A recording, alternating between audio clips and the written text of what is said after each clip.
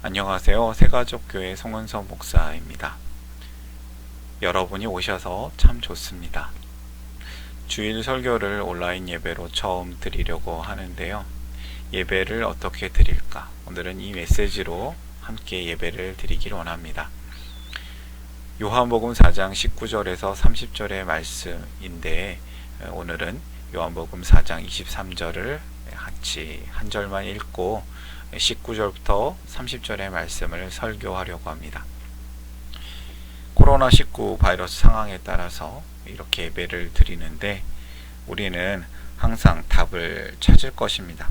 거리 유지하고 개인 방역 수칙을 엄격히 지키면서 이 유튜브 예배를 통해서 함께 예배하고자 합니다. 23절 말씀 같이 한번 읽어볼까요?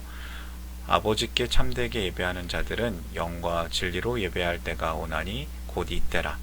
아버지께서는 자기에게 이렇게 예배하는 자들을 찾으시느니라. 세 번역으로도 한번 읽어볼까요?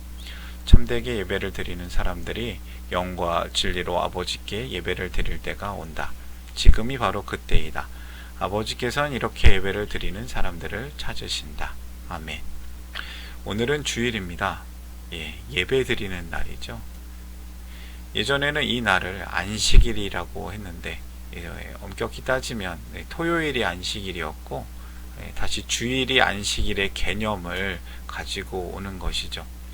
일요일인 이 주일이 예수님의 부활하신 날입니다. 예수님이 부활하신 날을 기념하여서 이 날 새롭게 하나님을 예배하는 날이 되었습니다.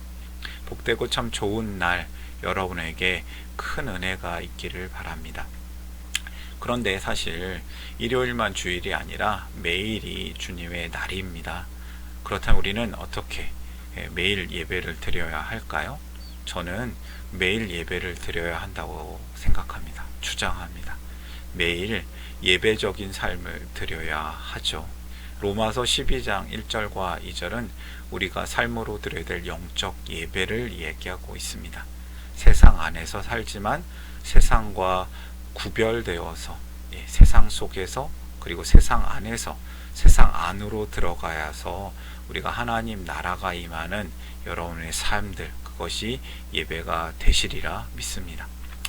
오늘 이야기 앞에 이야기를 하고 오늘 이야기를 하려고 합니다. 앞에 이야기를 알아야 지금 이 본문을 더 깊이 이해할 수 있겠습니다. 어느 날 일부러 사마리아를 방문하시는 예수님의 이야기죠.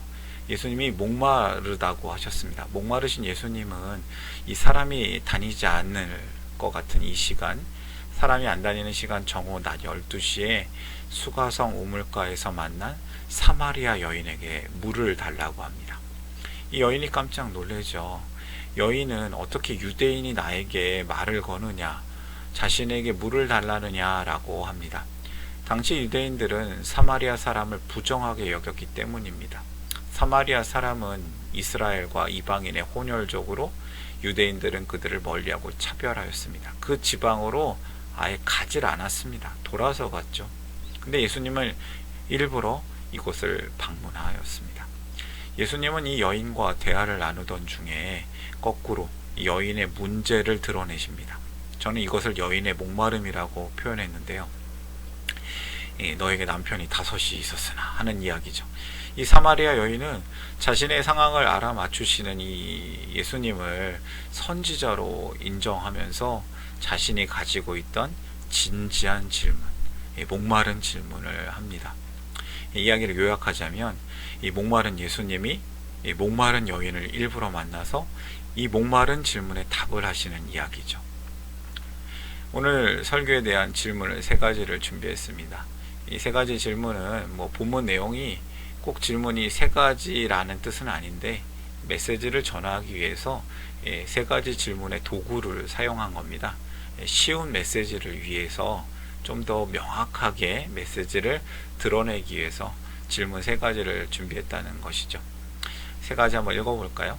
첫 번째, 사마리아 여인은 어떤 질문을 하였는가? 두 번째, 예수님의 대답은 어떤 의미가 있는가? 세 번째, 사마리아 여인에게 어떤 변화가 있는가? 질문도 쉽지만 답도 어렵지 않습니다. 제가 설명을 하지 않더라도 이 질문에는 여러분들이 쉽게 찾을 수 있는 답들이 있습니다.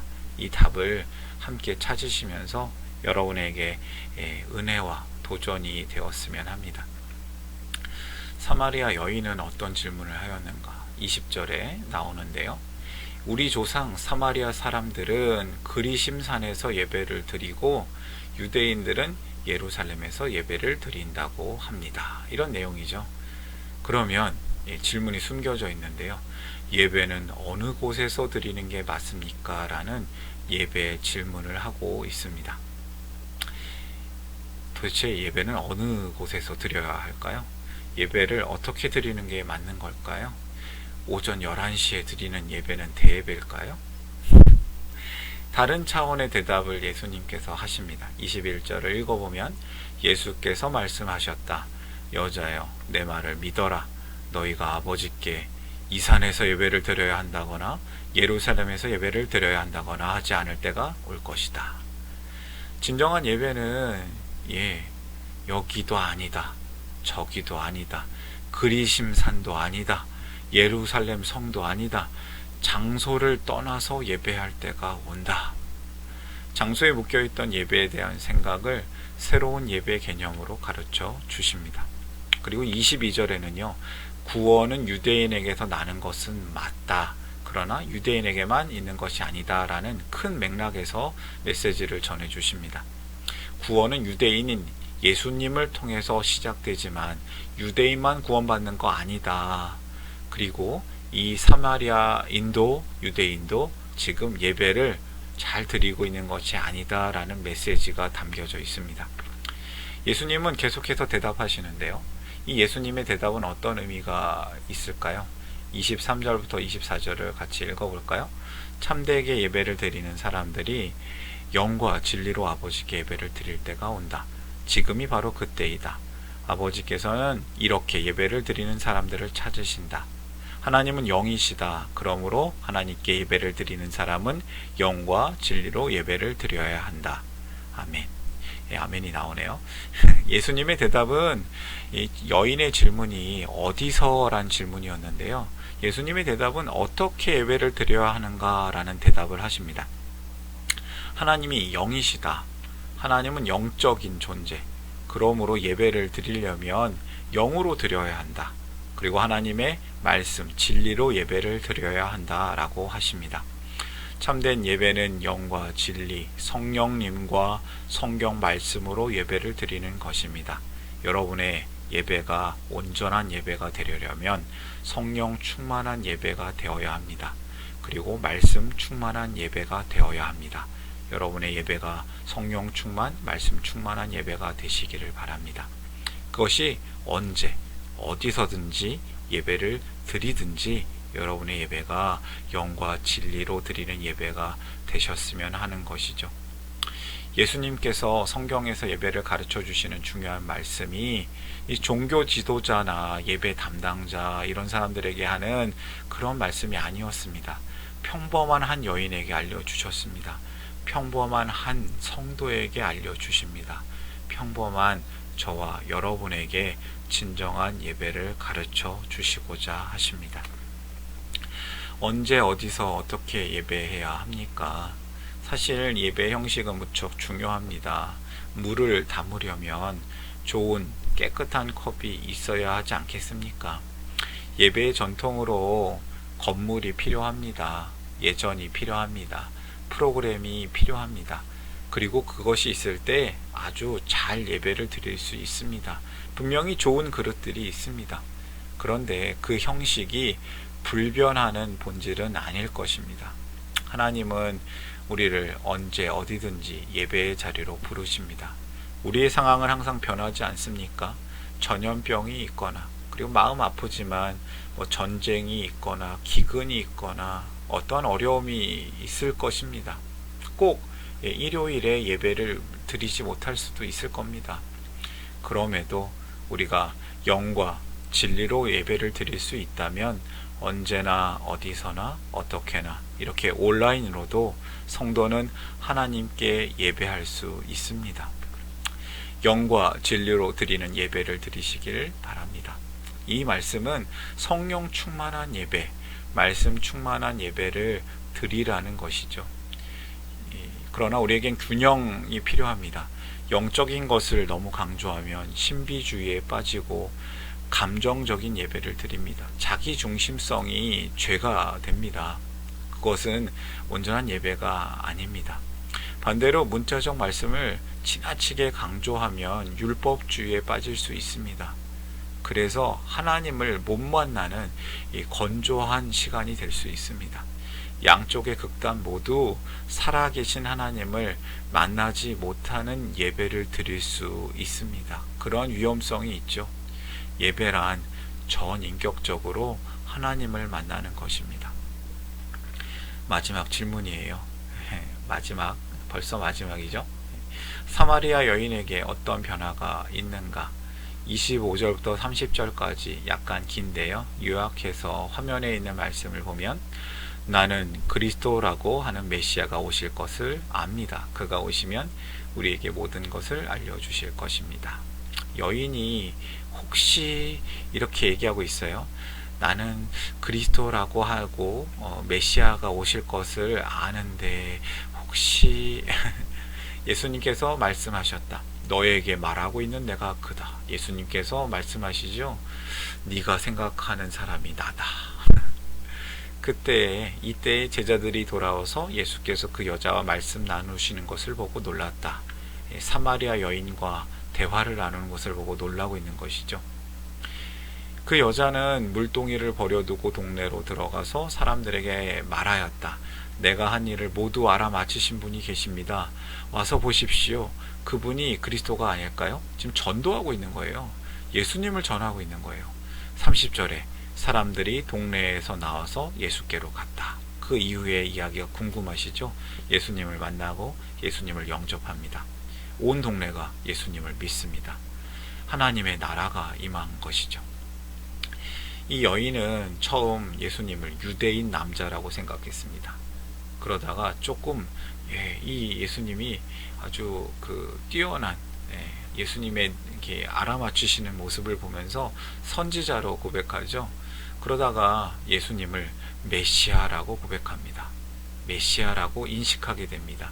예수님에 대한 인식이 변화되었습니다. 그리고 예수님을 본인만 아는 것이 아니라 동네 사람들에게, 마을 사람들에게 예수님을 전하는 자로 변화되었습니다.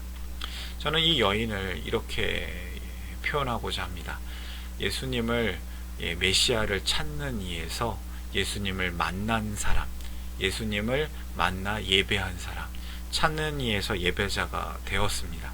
그리고 예배자에서 전도자, 전도 사역자가 되었습니다. 사마리아 여인은 예배의 본질과 예수님이 메시아이심을 알게 되었습니다. 그녀는 이 사실을 깨닫자 가만히 있을 수가 없었고 심지어 가지고 나온 물동이를 버려두고 갈 정도로 이 소식, 이 사실을 사람들에게 전하는 게 중요했습니다. 예수님을 만난 이 여인은 동네 사람들에게 복음의 전달자가 되었습니다. 이 작고 약한, 남들이 보기에는 별 볼 일 없는 사마리아 마을에 하나님 나라 복음이 임하였습니다. 지금 여러분이 예수님을 만난다는 것이 하나님 나라 복음이 임하는 일입니다. 하나님 나라 복음이 임하면 여러분 삶이 온전히 변화가 이루어집니다. 그것을 전하지 않고서는 견딜 수 없는 그런 마음이 되는 것이죠. 사마리아 여인은 수가성 우물가에서 주님을 만나는 진짜 예배를 경험했습니다. 예배가 어떤 형식만 있는 것이 아니라 하나님을 만나는 것이 진짜 예배입니다. 예수님을 만나는 것이 진짜 예배입니다. 이 여인은 살아계신 메시아 그리스도를 만나고 이제는 예수님을 사람들에게 전하는 사람이 되었습니다. 오늘의 메시지를 정리하고자 합니다. 세 가지로 정리하겠습니다. 하나, 첫째, 예수님과 함께하는 제자로 살라. 예수님이 가시는 곳에 하나님 나라가 임함을 경험하십시오. 이 여인은 하나님 나라를 경험합니다. 이 마을이 하나님 나라를 경험합니다. 그리고 이 제자들이 예수님과 함께 하면서 하나님 나라가 임하는 것을 경험했습니다. 두 번째, 영과 진리로 드리는 예배자로 살라. 성령 충만, 말씀 충만, 하나님을 만나는 예배를 드려라. 여러분, 언제 어디서나 영과 진리로 드리는 예배자가 된다면 그곳이 예배 장소가 됩니다. 그곳이 교회가 됩니다. 하나님의 영이 충만한, 하나님의 말씀이 충만한 그 예배를 드리시길 바랍니다. 세 번째, 진짜 예수님을 전하는 전도자로 살라. 이 여인은 진짜 예수님을 만났습니다. 오늘날 진짜 예수님을 만나지도 못한 채 그냥 예수님을 전해야 된다는 어떠한 의무감에 그냥 생명력 없이 전하려고 하는 사람들이 있는 것 같습니다. 여러분, 예수님을 진짜 만나서 변화된 자신의 은혜를 자랑하는 전도자가 되시기를 바랍니다.